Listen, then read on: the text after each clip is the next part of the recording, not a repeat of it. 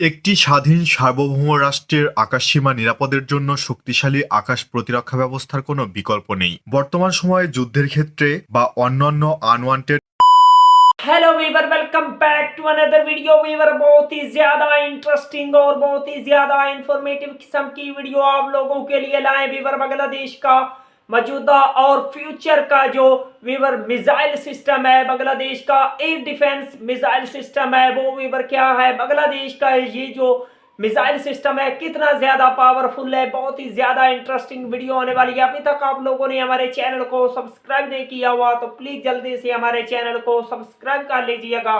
तो without wasting the time video को start करते हैं।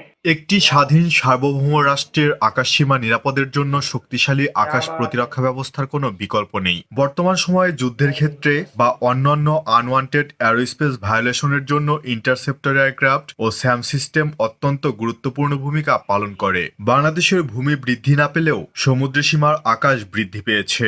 তাই আকাশ প্রতিরক্ষা ব্যবস্থা শুধু যে সেনাবাহিনী বিমান বাহিনীর ওপরে তা নয়, বাংলাদেশ নৌবাহিনীর ওপরেও নির্ভর করে। আকাশ প্রতিরক্ষা ব্যবস্থাকে মোট 4টি ধাপে ভাগ করা যায়, যেমন short range, short to medium, medium to long range এবং ভেরি লং রেঞ্জ। আমাদের হাতে ভেরি শর্ট রেঞ্জ ও শর্ট রেঞ্জের স্যাম সিস্টেম থাকলেও মিডিয়াম ও লং রেঞ্জের স্যাম নেই। শুধুমাত্র লং রেঞ্জের স্যাম দিয়েই আকাশের নিশ্ছিদ্র নিরাপত্তা দেওয়া সম্ভব না। সম্পূর্ণরূপে আকাশ প্রতিরক্ষার জন্য লেয়ার্ড এয়ার ডিফেন্স গঠন করা হবে, যার জন্য শর্ট, মিডিয়াম এবং লং রেঞ্জের স্যাম দরকার। এই মুহূর্তে আমাদের জন্য মাঝারি পাল্লার এয়ার ডিফেন্স ক্রয় করা একদম জরুরি হয়ে গেছে। প্রতিরক্ষা মন্ত্রণালয় থেকেও সেনাবাহিনীর জন্য মাঝারি পাল্লার এয়ার ডিফেন্স সংগ্রহের বিষয়ে বলা হয়েছে।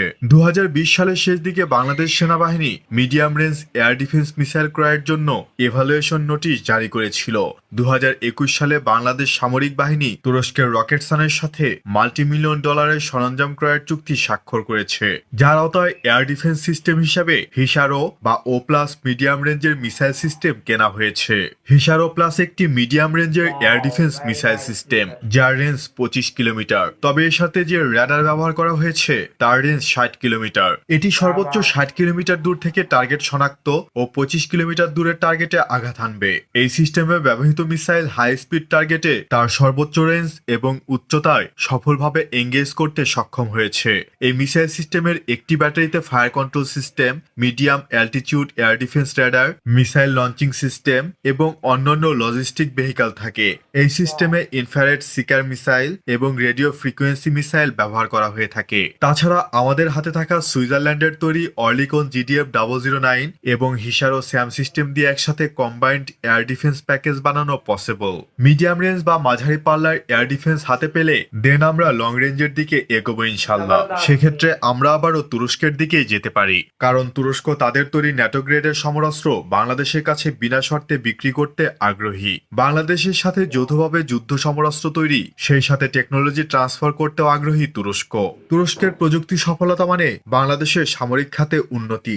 লং রেঞ্জের এয়ার ডিফেন্স হিসেবে তুরস্কের সিপের স্যাম অন্যতম শক্তিশালী এয়ার ডিফেন্স সিস্টেম। পূর্ববর্তী হিসারো স্যামের ওপর ভিত্তি করে মার্কিন প্যাট্রিয়ট এবং রাশিয়ার S-400 এর মতো লং রেঞ্জের এয়ার ডিফেন্স সিস্টেম তৈরি করতেই এই সিপের স্যাম। তুরস্কের সিপের ব্লক অন আকাশ প্রতিরক্ষা ব্যবস্থা আনুষ্ঠানিকভাবে সার্ভিসে প্রবেশ করেছে। ব্লক অন প্রায় 100 কিলোমিটার পাল্লার অধিকারী বলে জানানো হয়েছে, যদিও অ্যাসেসান কোম্পানির অফিসিয়াল সাইটে সর্বোচ্চ 130 কিলোমিটারের কথা বলা আছে। ব্লক 2 ভার্সন নিয়ে ইতিমধ্যে গবেষণা করা হচ্ছে, যেটিকে 150 কিলোমিটার পাল্লায় উন্নীত করা হবে। ভবিষ্যতে ব্লক 3 ভার্সনও আনা হবে, যেটি 180 কিলোমিটার দূরের লক্ষ্যবস্তুকেও ধ্বংস করতে পারবে। আর তুরস্ক নিজস্ব মাল্টি লেয়ার্ড আকাশ প্রতিরক্ষা ব্যবস্থা স্টিল ডোম তৈরি করতে চায়। এটি হবে ইসরায়েলের আয়রন ডোমের মতো। একটি অনুষ্ঠানে এরদোয়ান বলেন, যদি তাদের একটি আয়রন ডোম থাকে তবে আমাদেরও স্টিল ডোম থাকবে। তাই আমাদের আকাশ প্রতিরক্ষার জন্য তুরস্কের তৈরি এয়ার ডিফেন্স সিস্টেমই হবে আমাদের অন্যতম গন্তব্য।